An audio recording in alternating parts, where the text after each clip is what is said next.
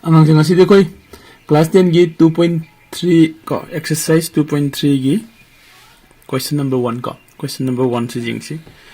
question number 1 sida hai si kaino agdi factorize taw haibni ko factorize by using factor theorem aduga roman number 1 da lei se x square minus 4x plus 3 ko si factorize taw haibni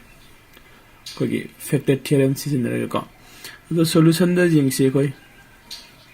si factorize taw bhai se kono hanna koi mamang de factorize taw gi sing di ko dividend am pirega divisor duga ka ani do pullaga factorize taw bani sida di divisor jaudre koi kadina eto kam bamong de factorize taw dino haigadi sai koi gi sida laiba kino se piriba ko gi polynomial se koi first let toxin biro px ka polynomial px equal to kay lai x square minus 4x plus 3 hai ka si polynomial se ko na px toxile adu matung da ka the factor of 3 ka 3 ki factor hai ko 3 se kadai dino sida yauriba constant se sida yauriba ko gi sida yauriba constant se si constant se edi nangi polynomial si gi manunga yauriba constant se gi magi factor lo si ko adudi the factor of 3 se kai tarni are 3 ki factor di 1 ga 3 ga natra 1 and 3 kain tar ada kagamba 1 se minus 1 hene lagadi ka 1 se minus 1 hene lagadi 3 se su minus 3 oraga minus 1 into suppose 3 ki factor se kagamba minus 1 into minus 3 hai ka su 3 tai natra aduga plus 1 into plus 3 hai ka su 3 tai adde khoi sagi egi factor se in the 1 and 3 and e base landui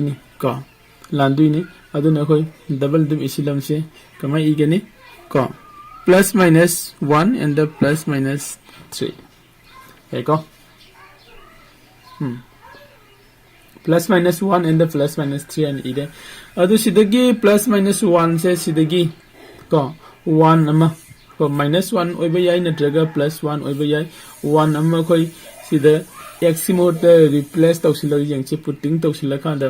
do 0 tabring bi hana kagumba ni x the 1 putting tawsila di 1 is called 1 tani ko minus 4x the x the 1 la di 1 ko sida 1 half the 0 tarani ko adu ta di khoi sida lakse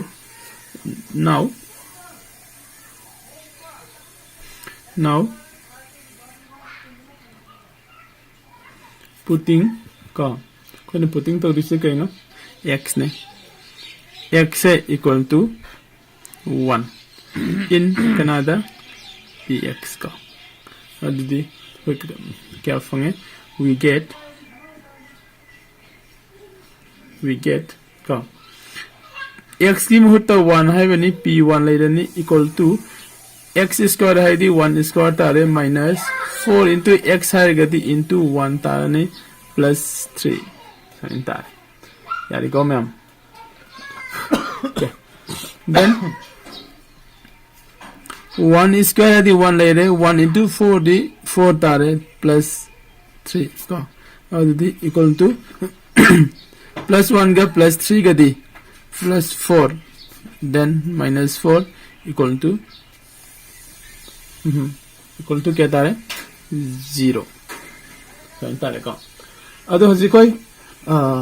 sagi my question na hai se kaino polynomial khona sida pire mi ba polynomial sigi factor putho hai bani to factor putho hai bani adu de khoi gi sa konne lawre se x equal to 1 hai na lawra kande amadi 0 tare adu ida te khona sida han ba khogi factor am phange hai be factor se karino har gadi so by the by factor theorem ka factor by factor theorem की मतुंग इना कोई ना फंगिसे कहीं ना तो -1 को सही कोई किसी दे x equal to 1 कमाइन तारे इनो कोई जिंग सिको 0 ऑफ सही कोई ना आधे कनो दा अम्म 0 ऑफ फाइनल है तो रंबदो ठीक x plus 1 से equal to 0 हाई गदी ओहन गदी x से equal to -1 ताई चुम्मी को अदुदि अमु कोई ना सही सिदा x से -1 equal to 0 होएगा दी x से equal to +1 ताई याई को अदुदि इना सिदा मागी फैक्टर थ्योरम सिगी मतुंग इना को x -1 से x -1 से को is a factor of px है वो यहाँ पर English is a factor of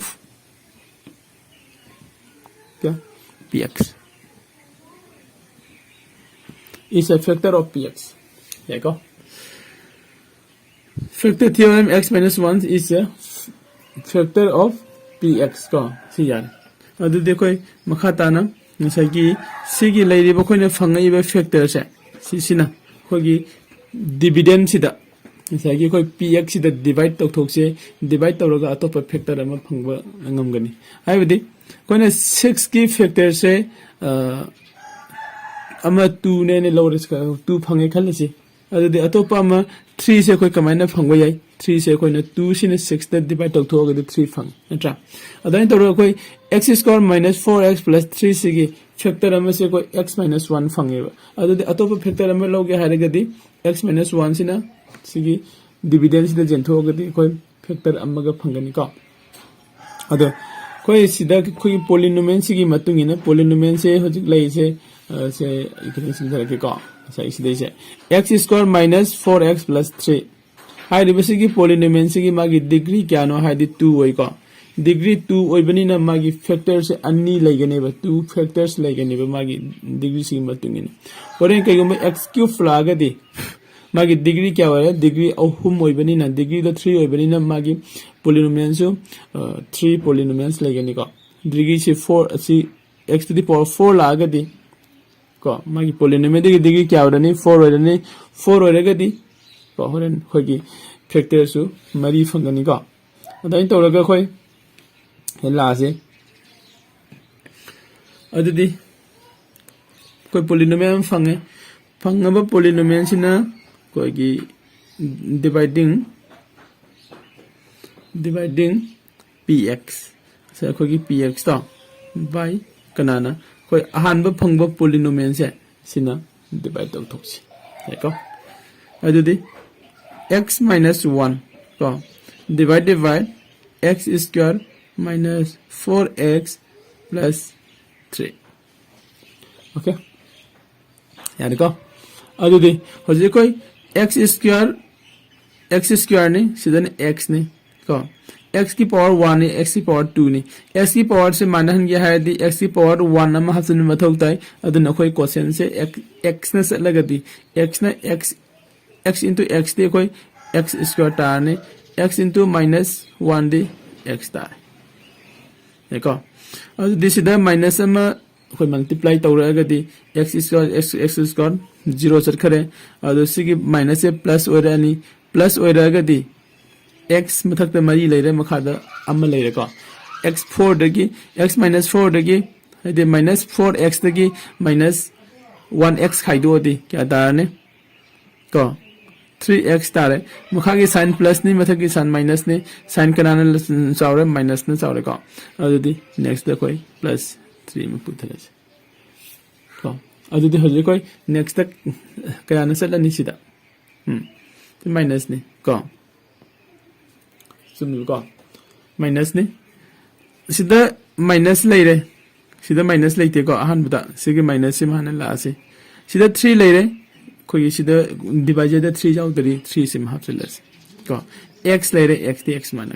अदुदी -3 ना -x द पूरी यदि क्या ताबा -3x -3 ना -1 द पूरी यदि +3 को अदुदी जेको सिदा 0 तारा ब्रा 0 तारा draw अदुदी last da koina fangi se kaino hence ko hence x square minus 4x plus 3 से equal to क्या था x minus 1 x plus minus 3 को आइबदी कोई मान pyramid polynomial से factorize तौरे कोई ने factorize तौरे मतुंग दा कोई ने फंगी बे factor से क्या फंगे आदि सिगी polynomial सिगी factor अनि से फंगे है अपने x minus 1 and x minus 3 सिदा कोई question number 1 की roman number 1 लो से लेगा next दा कोई question number 1 की roman number 2 मुक जेंग मिना से